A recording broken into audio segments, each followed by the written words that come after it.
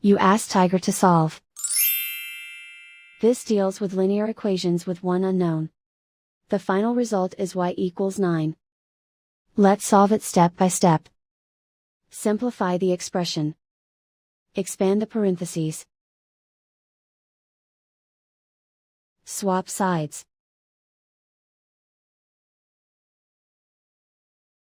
Group all constants on the right side of the equation.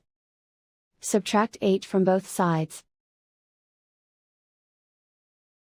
Simplify the arithmetic.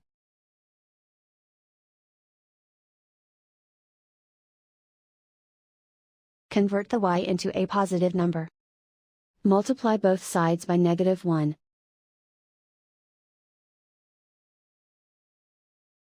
Remove the ones. Simplify the arithmetic.